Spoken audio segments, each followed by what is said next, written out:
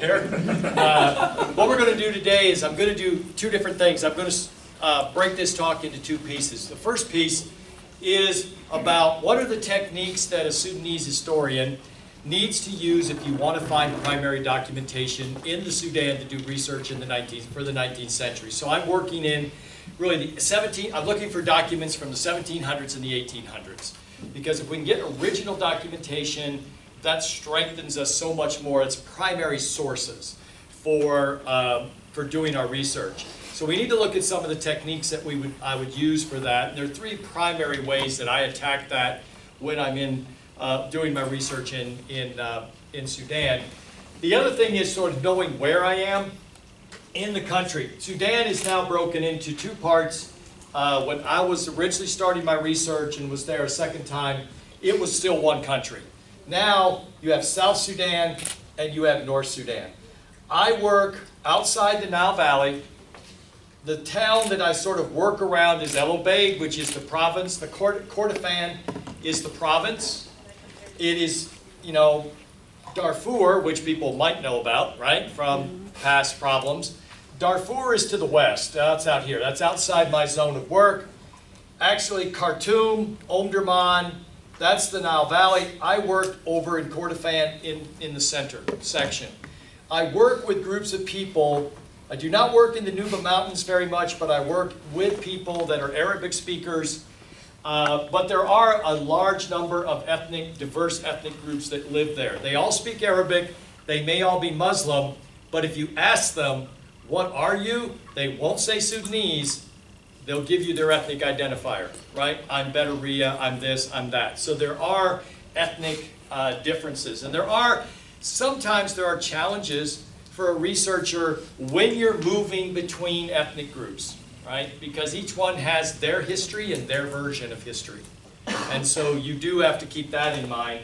So I work out here. By conscious decision, when I work in this particular area, I blend in. I don't go native because I can't, but I blend in as much as I can. Now, what do I mean by blending in as much as I can?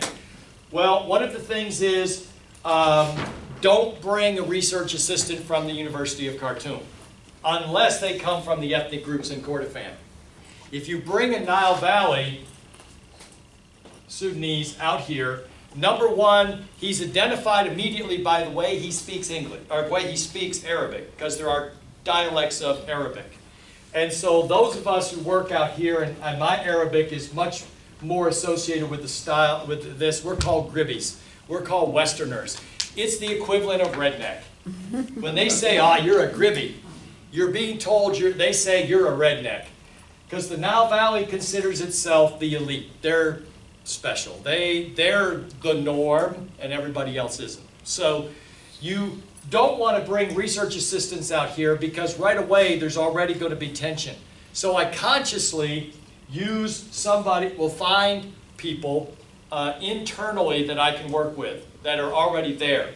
I was fortunate when I was doing this research to have come across, and this is back in 87, 88, and then later, I came across a young man, married man, he's in his late 20s, who spoke English well, but also, and was recommended to me. He had 2 years, he had an associate's degree in math, so he's Arab, he's a Bedaria, which is the ethnic group of that area.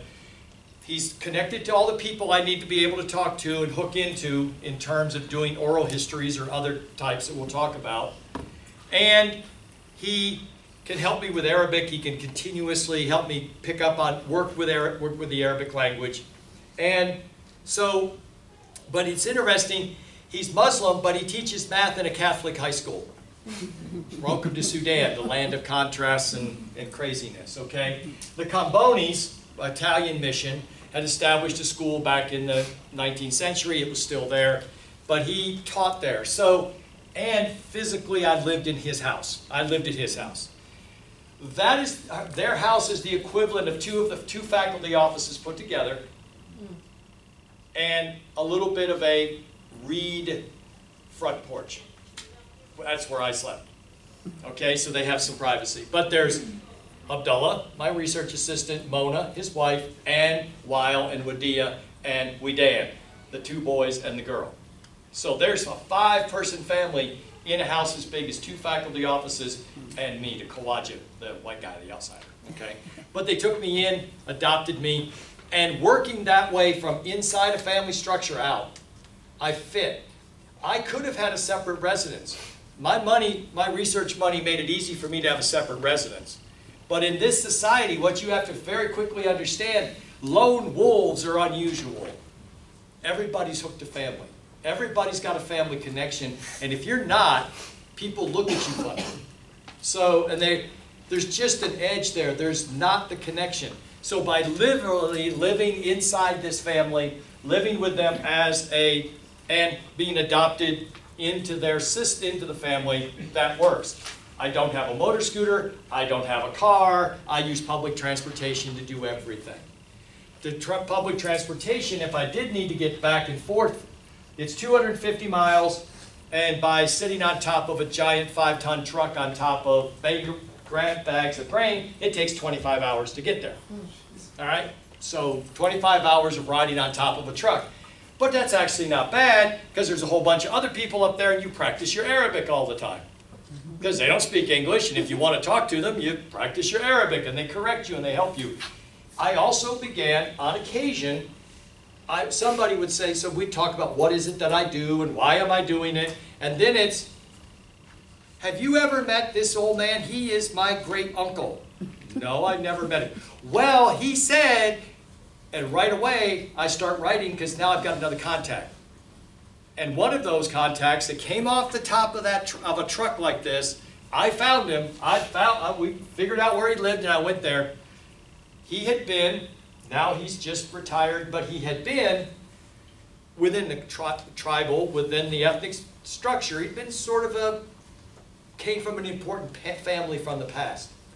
And we talked, and I said, is there any time you've ever seen or ever had any paperwork that goes way back, documents? He goes, yes. At which point I'm like, eyes get real big. Heart starts pumping because it's like, oh boy, maybe we hit something. So he goes over under the bed, because again, his whole house is as big as a faculty office. He goes under the bed, pulls out a suitcase from like 1912, wrapped up with strings, and he unties it, and there's paper. You mean like this? And it's a document from 1740, from the Sultan of Darfur, with the official Sultan seal on it. And I'm like, I'm almost afraid to touch the thing now, right? He goes, you mean like this? I went, yeah, like that. So what I did is use my camera to take photographs, then I brought that back to the States in a photographic form, and was able to then translate and use this document to show relationships between the Sultanate of Darfur and people that were living in Kordofan before the Nile Valley became dominant.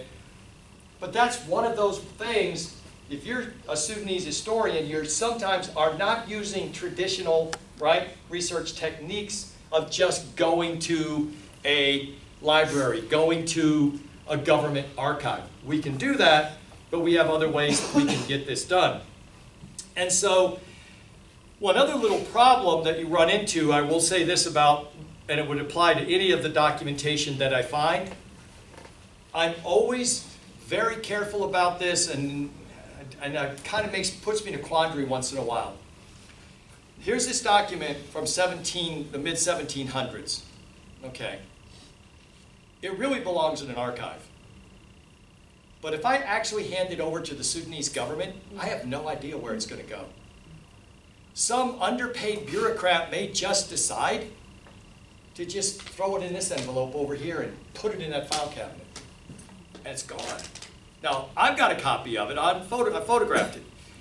But as a historian, am I required, when I come across an artifact like this, to give it to the historical authorities when I don't trust them? Or am I better off just saying thank you very much and leaving it where it was? Leaving it in the possession of the original owner rather than taking it and giving it to the government. Now, I made a photograph available to the government. To friends of mine in the archive, I said to them, here's a photograph of a document I found out there. And if I gave him, told him where he lived, what village he lived in, and what his name was, and if you guys want to go talk to him.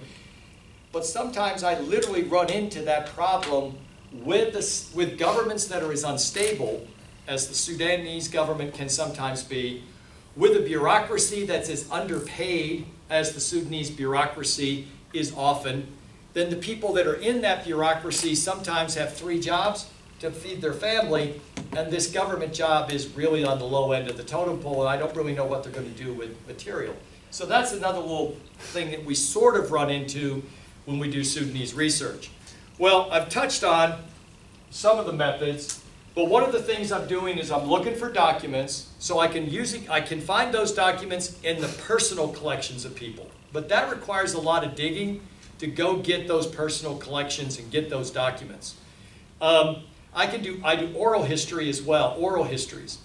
Now to do that, you have to have, we have your tape recorder, right? You've got to have a tape recorder.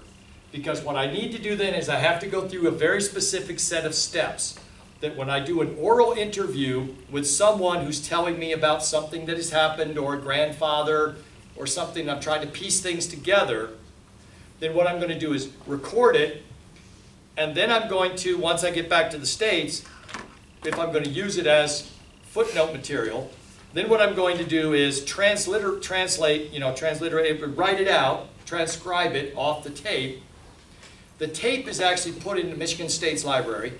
The transcription is put in Michigan State's library, okay? So that some other historian can come back, listen to the tape, look at the transcription if they doubt what I was doing. So we do oral, where we sit and talk, and I have the tape recorder running, and then I can transcribe things. I go out and try to find actual physical documents. As I said, I found this old royal commission from the 1700s. In another time, looking for this, I realized there's still buildings in El Obeid left over from the 1800s that when the Ottoman Empire still ran the place, and so they call it the Turkish fort. And there's some of the buildings of the old Turkish fort are still there. Well, one day I realized, I saw, and I would go by it and I'd poke around it just because I'm a historian. So if it's old, I'm going to poke around it, buildings and such. And I realized that there was a room that seemed to have an awful lot of paper in it. And so I began asking questions. Now the door was unable, it was a door that would open in. Well, they had piled so much paper in there that some of the paper fell over and the door was blocked. And you can't get in. So what they did, after the door got blocked, is they would open the window a little bit, crack the window, and throw files in, throw paper in, bureaucrats would. This is all during the 50s and the 60s and the 70s. So there's 30 or 40 years. They've just been opening the window shutter, because it also was supposed to go in, but they push it against and just throw paper in. Okay, so that, because we had to clean out these files, so we had to put them in storage. Well, they were in storage of a sort. My guess was the British had probably used this room as a storage facility as well, going back to 1900. So to find some documents, because I would often find some of the documents that British administrators had, they are talking to first-hand participants in the events that I'm interested in. So somebody who had lived in, 1888 is talking to a British administrator. The British administrator's taking this down. Connections between families, political connections, who's in charge of what, all of that I could pull out of some British documents. So I'm thinking there's probably something in here, but how do I get to it? How do I get in there? How do I work on this? So I went to the assistant governor of the province, and I got an interview with him, and I said, can I have permission to go into the old paper storage room and look in there to see if I could find paper? He said, yes, but there are conditions. I said, what are the conditions? Well, if you tear the door off, you got to pay for a new one. Okay. You have to sign a release. If you get bit by something in there, it's on you. Fine, I'll sign for that. He said, but I do have one thing you might want to check. I said, what's that? There's an old gentleman that used to work for the British, and he's still alive. Now, this is in the 80s, so he's still alive. And his name is such and such. And I said, okay. So I went in and I went to some of my friends and I said, anybody know this old guy? Oh, yeah, we know him. So I went to interview him. And I sat down with him and got tea, because that's the way we do things, right? Everybody sits and has a cup of tea when we're going to have a conversation. And I said, they tell me you used to work for the British. Yes, I did. I said, who did you work for?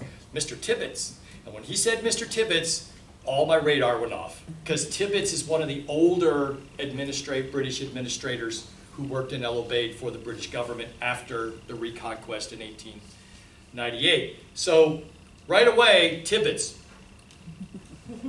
What did you do for Mr. Tibbets? I brought him his tea. So this guy started working for him when he was this big, right? I said, what else did you do when you got older? Have you ever been in the file room? I called it the file room. He goes, oh, yes. I said, can you draw me the inside of the file room? Oh, yes. So he got a pencil and a paper, and he started drawing what the inside of the room looks like before it had gotten filled up with paper. And he said, yeah, and along this wall, there's a plank, and we put the files very carefully because if they were out of order, Mr. Tibbets would get upset.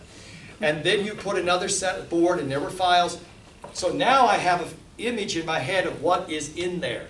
So what do? So I take the door off, climb on top, and then I excavate it like an archaeologist.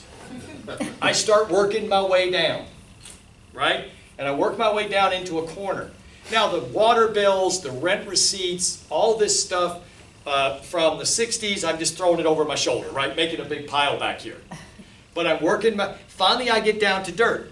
It's a dirt floor, and sure enough there's some files there, and then I just worked my way around the room like an archaeologist on a dig, but it's a paper, not a dirt dig. And guess what I find? Files that are not in the archive. There's no record of those art files being in the archive, the British archive here, and there's no record of those being in the records office in England. There's no, this is the only copy. Those I felt obliged to have to hand over. So I got those, sent those.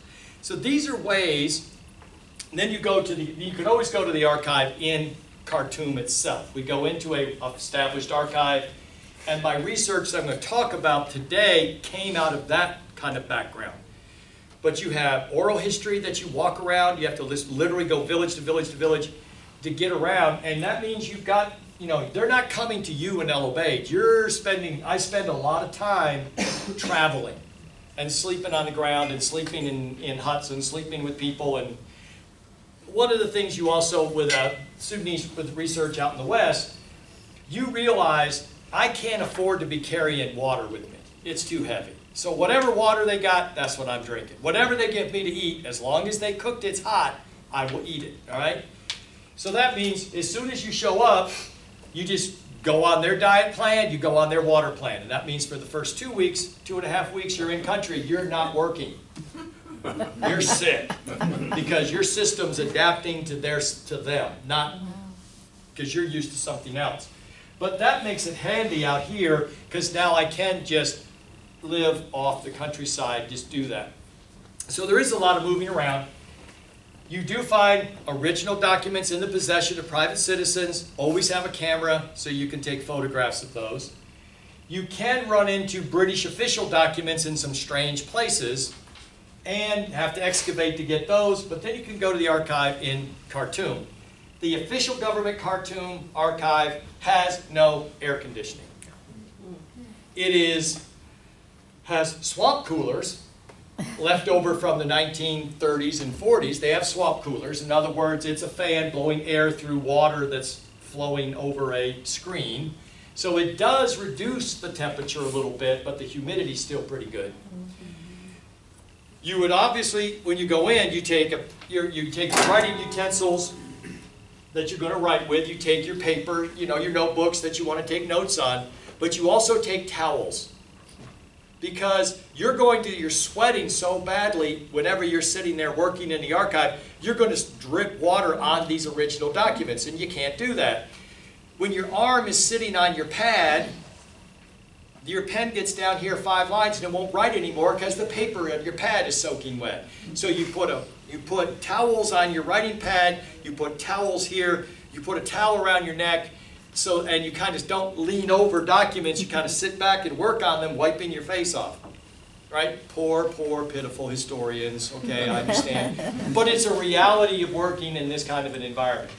It's a reality of what you've got to do in order to get through. The other thing that's interesting, once you're in that archive and you start reading the documentation that gave me this research that I'll give you in a few minutes, talk about the women in the state in Kordofan and how the state dealt with women in the Mahdist Sudan or Islamic state. You run across documents that suddenly you have a very difficult time reading, right? And my ability to read Arabic is okay. It's not tremendous, but it's okay. But I started running into some documents I was having a really difficult time to read. And so I went to, so my assistant sitting next to me, I said, Della, is it me? Why can't I read this? So I slid over this one piece of paper to him. And he's looking at it and he starts laughing. And I, why are you laughing? You're not laughing at me. He goes, no. The man's illiterate. He's basically illiterate.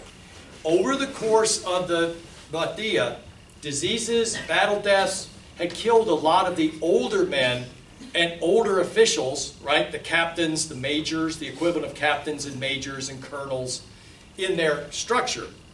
Well, that meant younger guys are being pushed up. The lieutenants are being pushed up and the captains are being pushed up. Well, some of these lieutenants and captains are young and some of them are coming out of villages where they didn't get very much of an education. So the verbs are wrong. So the Mahdi dies 6 months after he had taken over, but his lieutenant, the Khalifa, which means second in command, the Khalifa Abdullahi takes over. There's an internal power struggle between various forces within the regime. There are red and green flag units that are men and leaders that come from the Nile Valley. And as we know, the Nile Valley always thinks it's what? We're superior, right? We're the educated ones. We're the ones who are urbane, and you guys out here are just a bunch of redneck cowboys. Which is a pretty good description for the Bagara, since they ride horses, herd cattle, and carry guns. So, but the Black Flag, militarily they're the toughest. They're the strongest. They're the most numerically superior. You also have, allied with the Black Flag, troops we call Jihadiyya troops. These were slaves, men who had been taken in slavery in the southern Sudan, brought north, and trained to be soldiers, but they still retained slave status. Those men that had been in the Turco-Egyptian armies were just rolled into the armies of the Sudanese Khalifa. So the Black Flag men are in the Nile Valley, and that's what's keeping the Khalifa in power, because the red flag, the green flag leaders, they're trying to get him out of power so they can take control. What's keeping him in control of the state are these Western units. He can't let them go home. He can't let them go home. He needs them to stay in the Nile Valley. And this reality came, I began to figure this out, and the importance of this when I started reading archival documentation, and I come into a couple of files, and pretty soon a pattern develops. I see all these convoy lists. Convoys coming out of the West. Now, you know, military convoys, military correspondence, weapons going one way, powder, supplies, you'd expect that. That I'm expecting to see. Camel loads of this, camel loads of that. But there's something else in these convoy lists that I'm not used to. Women.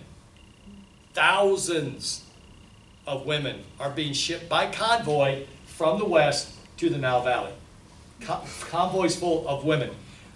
And as I read, I'm seeing this, and then I go back and I start really doing a lot of notation on this. And what I begin to recognize, there are 3 classifications. These women are actually classified in 3 different ways. It's just not women.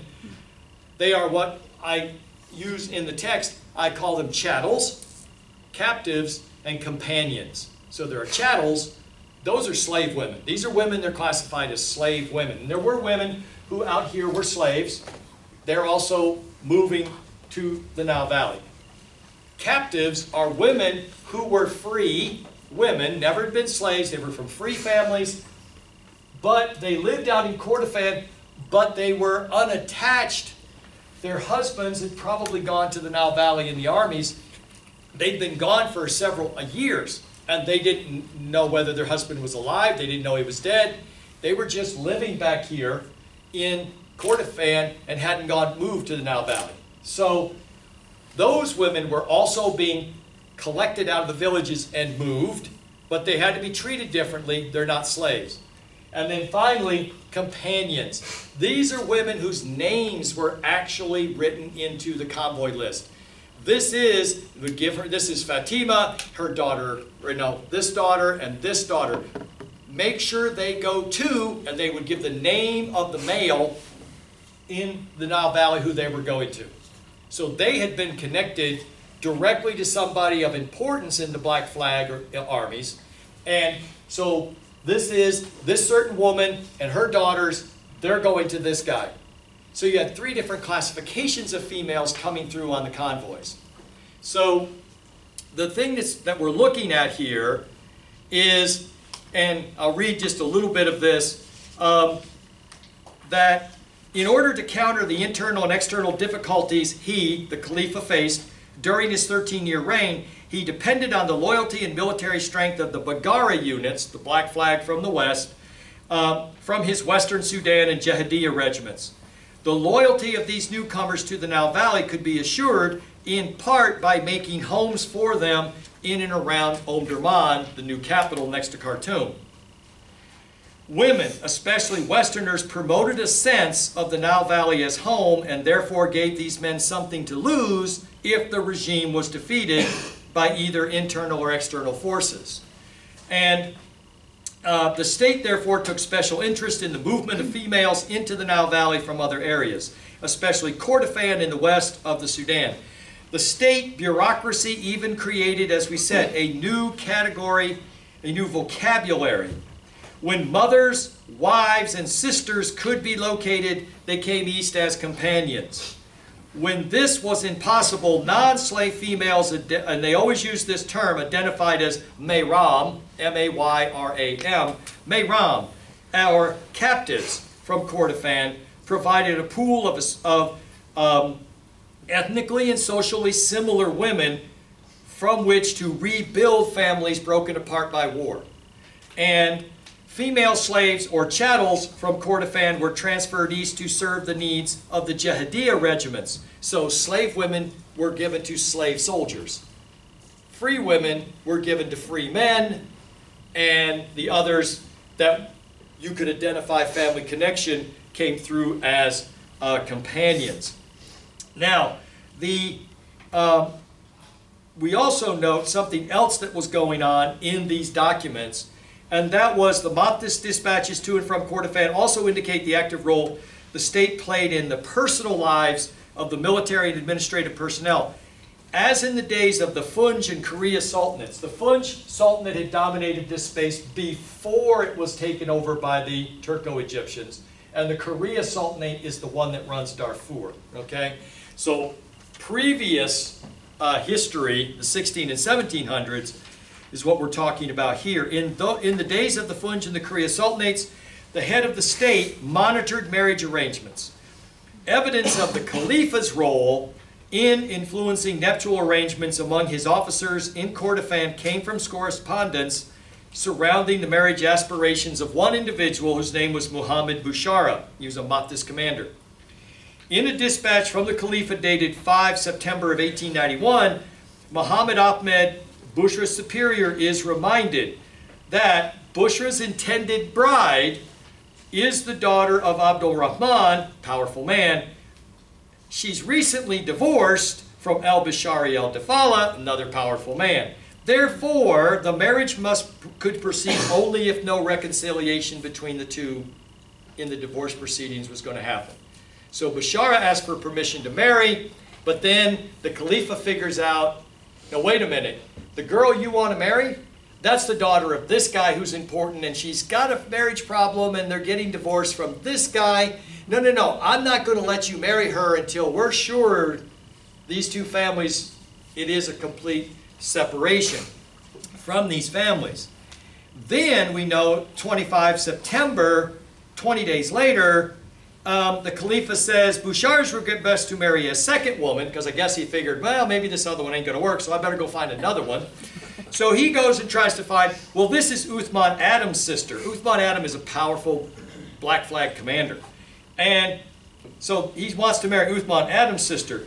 Khalifa says, no way, you got to delay that marriage because I'm not sure that there aren't some other people that want to marry her that might be more powerful than you. Now, the problem at this point is the correspondence drops off. I don't know if this poor sucker ever got married. I don't know if this guy ever figured out how to get a wife. But what we see is the state, again, it's really carefully looking at the marriage arrangements and creating marriage arrangements for the elite, but it's also doing it for everybody. Because one of the things that happened, and we see this in the correspondence, one of the convoy commanders, he's writing, we're picking all these women up. We go out on patrol, and whenever we find unattached females in villages, we simply round them up, bring them up to El Obeid, and then get them ready to go. Well, some of them are saying, what are you doing? I'm married. I have a husband. And they're like, well, where is he? Well, I don't know. He joined the Mahdi's army 2 years ago, 2.5 years ago, and he hasn't been back. I don't know if he's alive or dead. These women are getting very, very angry that they're just being, right, just sort of moved around at the states, that these army commanders are moving them around, putting them in groups, feeding them, and then saying, we're going to take it, you're leaving. You're leaving home. You're leaving your village. You're leaving your house. Just get ready. You're going. They're getting really angry, and they're giving us a hard time. What are we supposed to do? At this point, the Khalifa writes back, in his role as religious leader, he says, since these women failed to follow their husbands when they went off to war, that is the equivalent of abandonment. Therefore, I divorce them all from their husbands. They are no longer married. Bring them to the Nile Valley. That's the official pronouncement from the head of state. But you see, what's pressing that official pronouncement from that head of state? If his boys, the Black Flag, Baggara boys, in the Nile Valley start really pining for home, and they start slipping out of the Nile Valley to go back home to Kordofan, what happens to his ability to stay on his throne? What happens to his ability to control the state? His military power starts draining away. He's got to get these women into the Nile Valley, right? I sometimes frame, these guys need domestic support units. And if he can bring women that are like them, speak the language like them, cook food their moms cooked, and bring them to the Nile Valley, that makes the Nile Valley home now. That makes it home, and there's no reason to leave and go back. So he's doing this, these kinds of things. The increased intervention was a pragmatic extension and reinterpretation of older practices precipitated by the precarious political and economic situations of the Maftesh regime. Seen in this light, innovations of the Mahdi and the Khalifa are less radical. Really what they're doing is they're doing the same thing previous monarchs had done, but they're doing it on a much bigger scale, right? Previous monarchs had really, the Korea Sultanate, within the Korea Sultanate, and the Funj Sultanate, those had always worried more about the marriages of nobles, right? They'd only interfered in nobles. Well, the Khalifa's still doing that, as we saw with our friend Muhammad Bushra, right? That he couldn't marry. But it's filtering down to everybody because of this unique situation that the power of the powerful forces here, military forces, he needs to hold those men in the Nile Valley, or he's going to lose to the other forces. Again, this is where, yes, they're all Muslims, and so, you know, sort of, oh, well, they're all Muslims, they all do the same thing, they're all going to work together. No, the politics works the same way in a Muslim society. Power, politics, and money drive people to do things there's that religion is not going to be this great cohesive glue that holds them all together. And so there is literally a political fight. And what it means for the women, though, the women of Sudan, whatever his motivations, huge amounts. The state intervening in the lives of these females is very, very powerful and very potent, and they're being moved. So, in Kordofan, with its ready source of females, this situation led to a reinvigorated centrality of the state, which directly altered the lives of thousands of females, both slave and free, Muslim and non-Muslim. The females of Kordofan experienced a transformation that subjected them to a decade and a half of regulation by the state, unlike anything experienced by their mothers or their grandmothers. All right, so their experience is going to be new. Now, what this also did was that sort of ends that piece of the research and paper for this. But later, when the British, in 1899, the British actually bring an expeditionary force. It comes down the Nile, it comes in from the Red Sea, and it defeats the Khalifa's forces and reestablishes an Anglo-Egyptian condominium government where they're both going to run the Sudan. Well, at this point, all of the survivors, right, these Westerners all head back home. And what that does is when we get into the British period of the British governing this space, the British spend an awful lot of time trying to sort out who owns what. Because people come back and say, oh, well, that was my farm. This is my village. This is ours. My ethnic group controls all this from here to here. And then other people coming back in, oh, no, you don't. That's ours. That's ours. So now, this exodus of men to fight, and then the secondary exodus of women during the late 19th century, or in the 1800s, actually sets up a whole series of next set of historical events and reactions by British officers. A lot of what they spend their time doing is sorting out who owns what, who belongs, because some people actually resisted the Mahdiya and hung out here. They stayed out here. Since they resisted the Mahdiya and they didn't go into the center, they will show up to the British and say, see, we're not one of those Muslim fanatics that killed Gordon at Khartoum. We're good Muslims, right? So you should be nice to us and give us more stuff. You should be nice to us and put us more in charge than those guys, the refugees coming back, or the former, because they followed the Mahdi. They're the guys who killed your man Gordon at Khartoum. That's not us. So this set up a situation also where the British then, so it isn't just an isolated event. It's interesting, but it's not just an isolated event. It creates a ripple effect all the way from the 1900s to through the 1920s, early, maybe 25, so we can watch that happening. And if you would, so if you don't understand the first part, then if you're reading the British stuff, it makes you, it's a little bit different too. Okay? So now I'll shut up and you can ask questions. Okay? I know I talk really fast, but there's a whole bunch to do. Okay? So, good for me for right now. If you have questions about research techniques or the actual research, yeah, Eric. So, I'm interested kind of in the, what this says for infrastructure. There's massive flux. So you have folks flux, and you said thousands, so yes. I don't know how many thousands, but even a few thousand going into Omdurman. They're going to Omdurman or Khartoum? Well, they're going to Omdurman, and then what's happening is somewhat they're being redistributed, Okay. In the valley. But it's still a lot of people coming. coming. Where are they putting all these people? I mean, is there a massive building program to house them all? I mean, reed huts and mud brick. I mean, it's not going to be anything special. So, but they are, because they already have.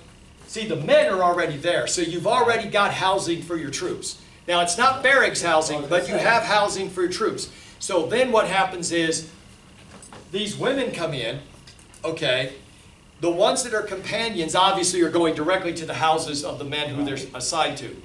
The captives, right, the free women, what's happening there is literally a commander of, say, 100 or 200 men, he gets a message, you're supposed to show up at this particular warehouse, right, for lack of a better, it was this location.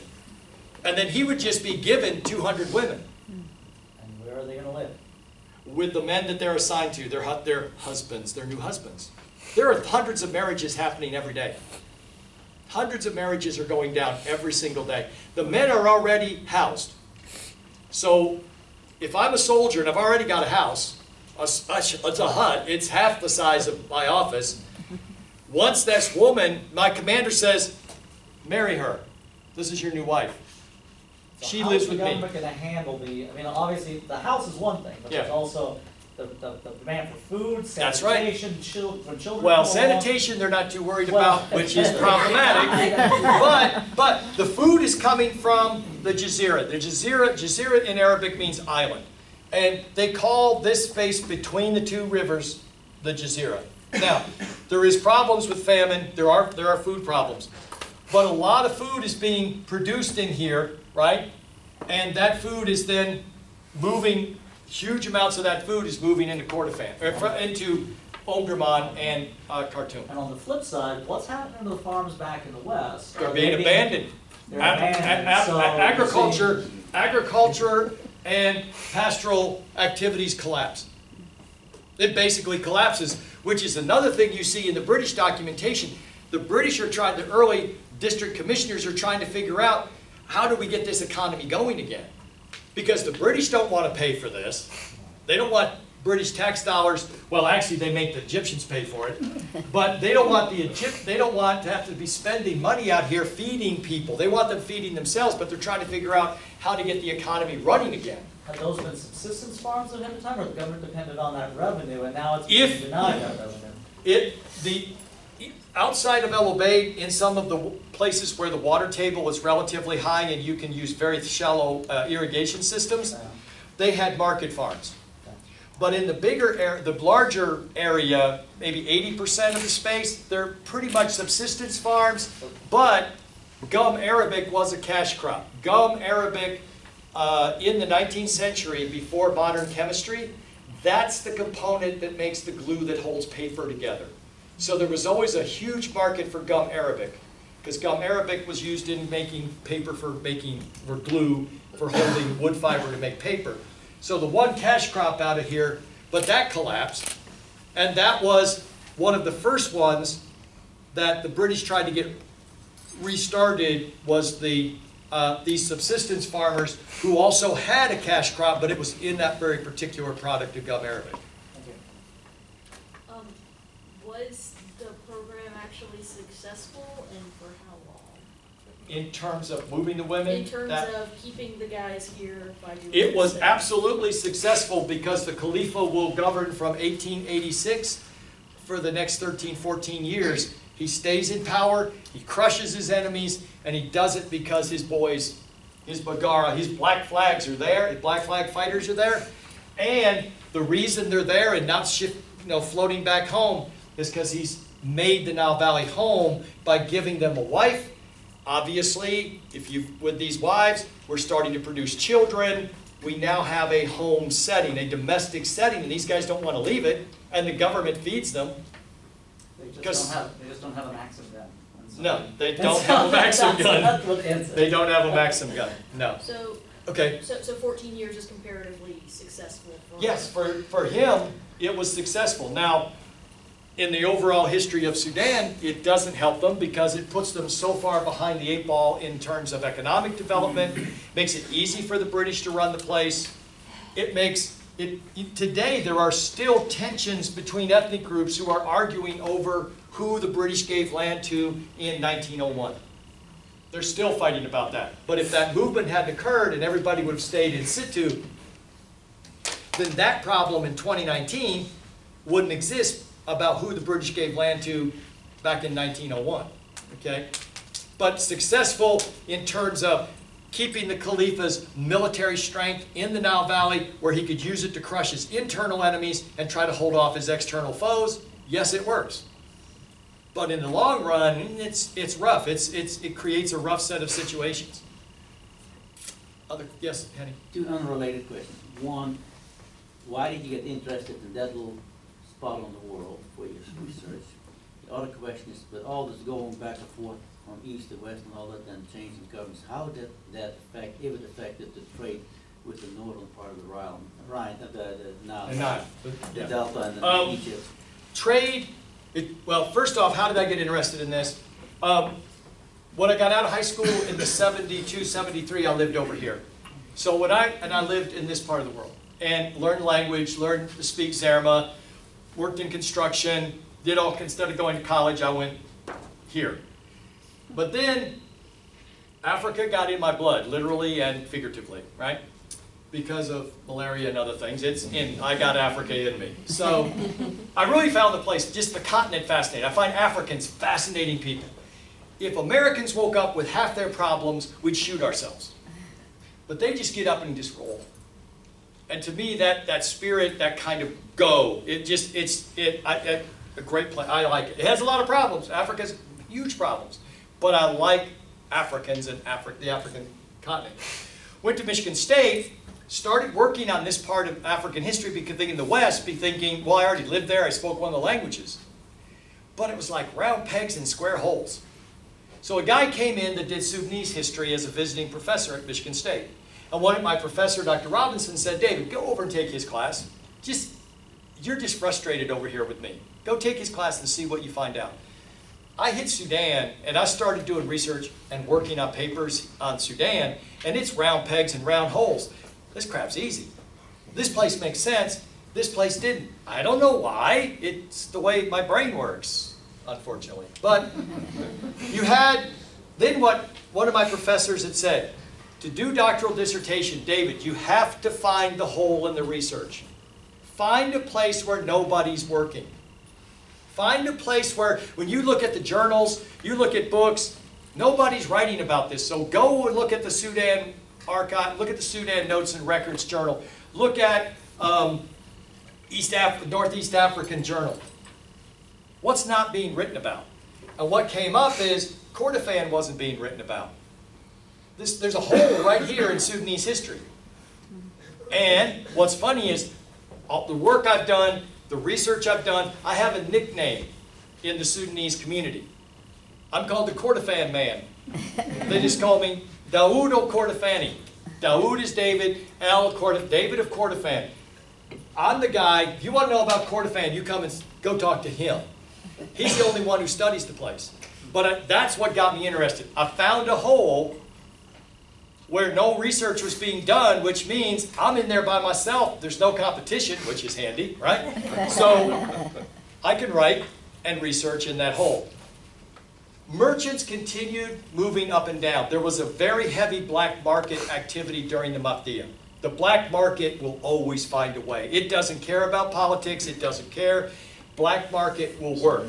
And so black market was moving up and down this way. Not as extensive, and of course, the one trade that got knocked out, in a sense, and the black market still worked it, but couldn't work it as well, was the slave trade. There was no blockade yet? They blockaded as best they could. The British blockaded military equipment coming, gunpowder and guns coming in, but they didn't blockade gum arabic and other products coming out, which they wanted to sell in their imperial marketplace. Okay? I have a question. Yeah. I was wondering if you came across any accounts of the women that were, written by the women that were being forcibly moved. No. And I don't know that I would. Very few women that are out here in the West, except the elite, maybe some of the companion class, they would have been illiterate. Okay. These girls would just been illiterate. They would not have been able to write. What about oral accounts, though? Nothing? No, haven't found anything. And the research I was doing was basically out of military, it was a military Maftis documents, military documents, governmental documents about convoy movement and logistics. And that's not going to be there. Sure. I don't know that you'd have to do some work, but I would guess you might, if you just ask enough questions in enough villages, you might find women whose great-great-great-grandmother was in that. You'd start questioning by, Was your family always here, or did you come back in after the Mafdia? But that's always a touchy question too, because some families, I mean, it's like in the South. Did your family own slaves? Nope. But some families, did your family own slaves? Yep. You just don't know which one you're getting, right? But oral history, it'd be hard. I'm not saying you couldn't do it, but boy, it would take it. There'd be an awful lot of effort for probably an awful little bit of return. During the research period, apart from that area, who are ruling the other parts of the Africa?